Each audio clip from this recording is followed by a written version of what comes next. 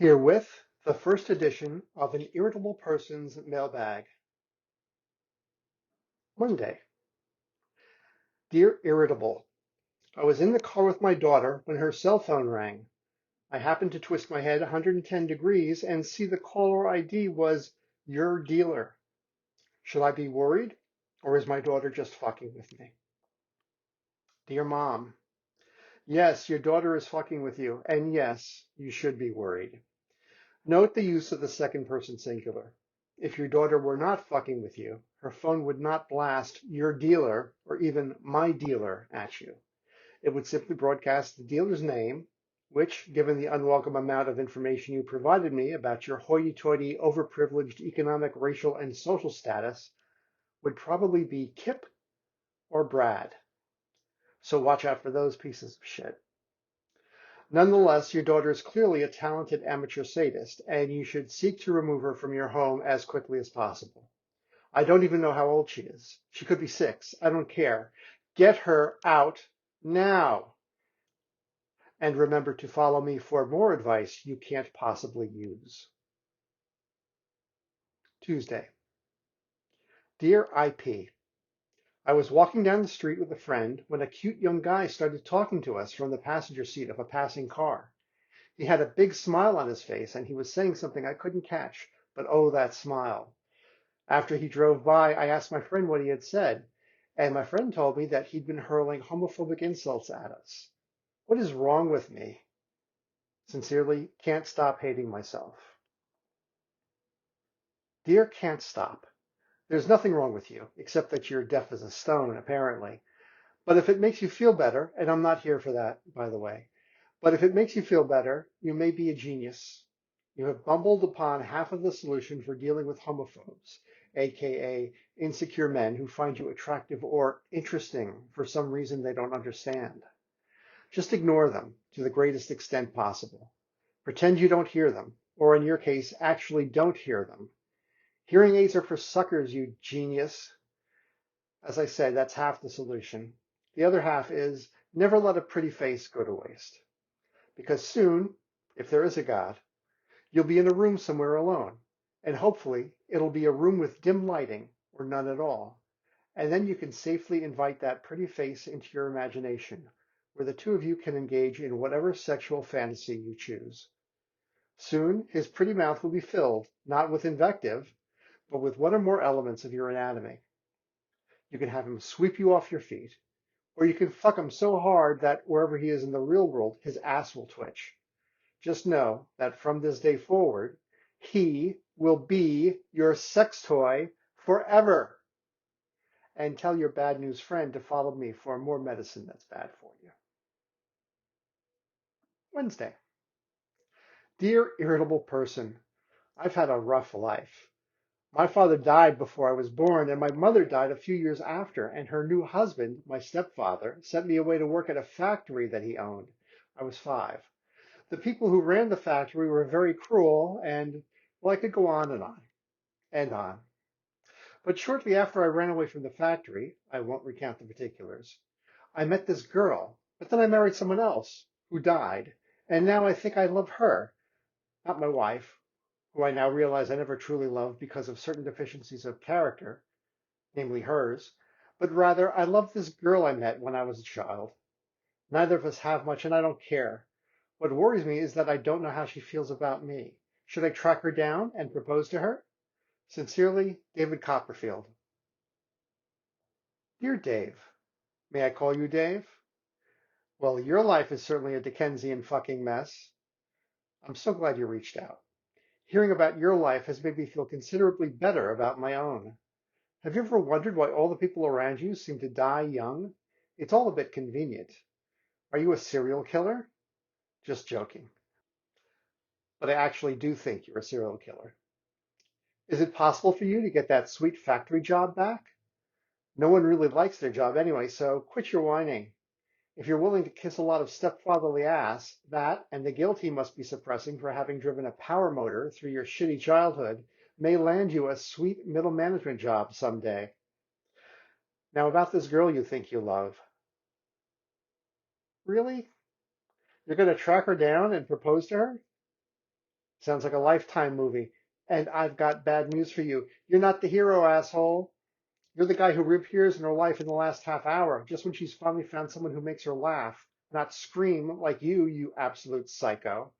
And after you've knocked her new fun guy unconscious by clubbing him with a stone in the rain and leaving him for dead, you follow her into the kitchen where she stabs you in the neck with a bread knife because it's time for the fucking movie to end. In short, no, I don't think you should propose to her. If she doesn't already have an order of protection against you, I'd be shocked, and I would think even less of her than I already do. Always marry for money and not love, my man. At least you'll always have the money, am I right? I know, I know. You haven't seen her for years and your heart's grown fonder, but really? You've now suddenly decided that she was the love of your life all along? Give me a break. Let's say she does have all the qualities that you think would make her a fine wife.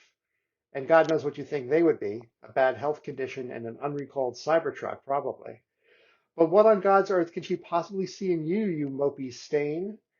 Considering the high mortality rate among those around you, if you really care for her, you should stay the hell away from her. And if you are one of the children of the illusionist David Copperfield, as I suspect you are, why don't you just ask Dad, again, for money? I am so over you. Right back soon for more advice you won't use. Loser, sincerely, irritable person. Thursday. Dear irritable person, I read the advice you gave to David Copperfield yesterday, and it made me angry from the very first sentence. How can you say such cruel things to someone who came to you for help? I was so bleeping angry at what you wrote that I had to read it again and again and again. It's beyond my comprehension that people as loathsome as you exist in this good and kind world. I hate you! Editor's note, cutesy emojis redacted. My shock at yesterday's column compelled me to read all of your previous posts several times. Your dreadfulness is increasing exponentially by the day, and you've only written 3 columns so far. How much lower will you sink? I tremble to think upon it. As I write this, my heart is pounding, my blood is roaring, and I have never felt more alive. What do you have to say for yourself, you dreadful person? Sincerely, Incensed. Dear Incensed, you're welcome, and I think you may be my soulmate. Your screed inspires me. I feel heard.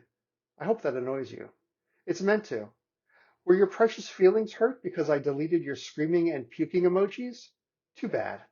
Dare to be original next time. I don't doubt that you've never felt more alive. I'm certain you've lived your life to date without the faintest clue as to who you really are. Reading your email felt like hearing myself speak 10, 20, 30 years ago.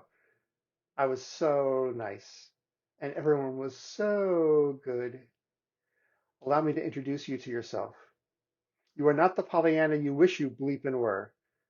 A good and kind world? That's fantasy fan fiction, kid. And deep down you know it. You are one angry motherfucker, and you love being angry. How many times did you read my posts anyway? I am you, and you are me. Join me on the dark side. Our journey together has just begun, my Padawan. That's what you should be trembling to think upon. Sincerely, Darth, aka Irritable Person. P.S. And remember to follow me for more advice you're currently too chicken shit to use. Friday. Hey, really loving the column. One irritable person to another. LOL.